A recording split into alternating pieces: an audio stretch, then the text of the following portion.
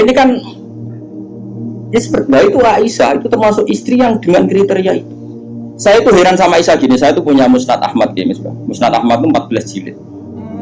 Itu satu jilid tuh ada yang riwayatnya Aisyah semua. Jadi minal muksirin wal muksirat itu Sayyidah siapa? Aisyah.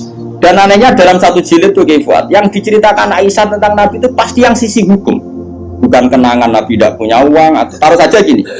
Sebetulnya nggak ada yang dimakan untuk sarapan itu kan masalah kalau bagi istri sampean. Nggak masalah besar nggak kalau istri sampean jam 8 masih belum ada yang dimakan. Oh, perang Brontoyudo. Itu Sayyidah Aisyah menangnya enteng saja bahwa pernah peristiwa itu terjadi dan Nabi ngambil sikap ya kalau nggak ada yang dipakai sarapan ya saya puasa.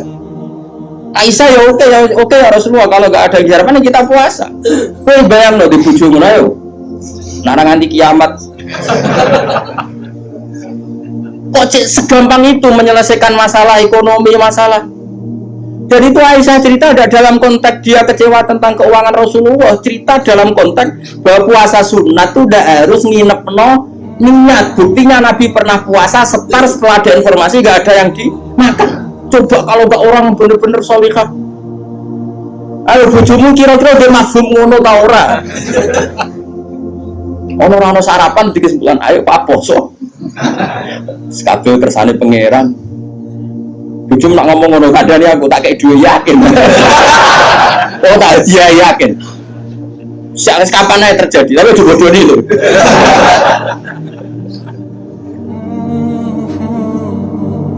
Oh itu garwane Nabi ku beda mbek bojomu. Sayyidah Zainab seperti itu. Sama tak ceritani. Sayyidah Zainab itu melihat Nabi itu iktikaf di masjid. Itu langsung garwane Nabi itu bikin sawari itu semacam pegangan-pegangan terus jadi syariah, jadi pembatas semuanya iktikaf di masjid. Sekarang hitung saja Fuad, andaikan Nabi tidak figur yang menarik di mereka dan andaikan Nabi adalah figur yang jorok yang nggak benar di depan mereka, pasti mereka ada ingin mengikuti Rasulullah Shallallahu Alaihi Wasallam. Neng dinggon garwa akeh itu sumber masalah, tapi garwane Nabi itu biasa kompetisi neng bab nopo ibadah. Makanya kata Ibnu Hajar al-Asqalani dalam kitab Fathul Bari, kenapa Nabi dikasih istri banyak? Wong kecangkemane wong wedok. Dan luwih kecangkemane bojone mergo roh elek.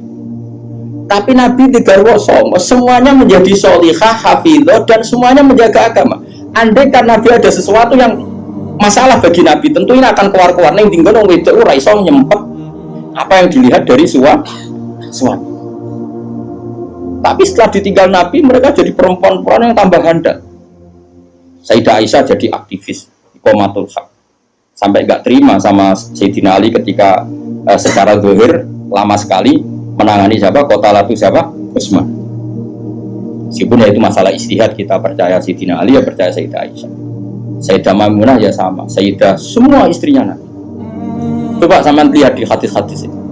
Wiridan yang saya baca kalau ngaji tafsir Jalalain itu yang malam Selasa subhanahu wa bihamdihi ada khalqi wa ridha nafsi, itu rawi-rawinya juga istri-istrinya. Coba andai kan mereka kecewa dengan Nabi karena melihat ada yang nggak benar pada diri Nabi, mesti wong itu kecangkeman kabeh. Nyatanya enggak. Bahkan mereka jadi figur-figur yang tambah solihah setelah dinikahi. Coba kenangannya Sayyidah Aisyah. Bojomu di kenangan ngene ta ora, aku takon. Nah iya yo gawe-gawe. Aku yakin gak bisa. Jadi Sayyidah Aisyah, Nabi nak seling pangeran. Aku rak wis ayu gak kanggo. Ayo asal ayu, ayu banget, ayu banget. Long. Wong jenenge Humairah. Wis ayu banget. Iku Sayyidah Aisyah itu kalau sehari itu malang, terus mlumah. Iku Nabi nak wae salat ya nangis. Jadi Sayyidah Aisyah, makanya terus jadi bab fikih. Boleh sholat di depannya itu ada orang sing turu. Nabi itu kan Nabi orang kayak koyo kowe sholat arang-arang tapi di kamar kon sholat. Orang kayak polmat Islam zaman akhir. Wong arang-arang tahajud kok di kamar kon. Yo mesti tugoni sajadah tok iku. Sekolah-sekolahane wong zaman akhir dadi nek ana tamu kesane sholat wong ana kon. Tapi ora tau ono wong tetep turu ngokor nganti esuk. Esok disaponi kok sajate ditotone kaya-kaya bar kanggo. Ya Allah kelakuan kok ngono. Tapi mboten engkek ngoten, Kang. Ora duwe kamar gon. Ya kamar sing dienggo sare. Iku sing dienggo. Terus Sayyidah Aisyah lu turu cek nglekok. Nabi sholat, Allahu Akbar. Nangis Nabi. Wali naon Aisyah. Jare Aisyah, aku tak terusno turu. Aku tetap sembujung. Apa? Belajar kakinya apa cara kene? Dipanjangkan itu.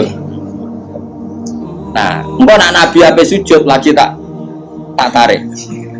Tak tarik kok Nabi bar sujud tak sujud dong. Wong nak ngadeg suwi wae. Artinya coba, kowe tahu ngalami ngono. Oh, bojomu lah ngamuk. Salat kramene mikir. Oh, seramu mungkin ke podo Nabi ke semua kan. Malah kita mau kepengen niru. Maksudnya niru ya rodok ngono ae napa. Malah niru mau paling Nabi salat madhep kiblat kita madhep kiblat. Nabi nak salam iku nganan sik ya kita. Nganan wis ngono-ngono tok. Gak mungkin ke niru. Mereka coba bayangkan. Dan itu yang diriwayatkan Aisyah. Terus kata Imam Bukhari, babu sutratil musolli. Gak apa-apa kalau ada orang sholat, ada orang tidur, kamu tetap. Buktinya itu pernah terjadi pada Nabi dan Sayyidah siapa?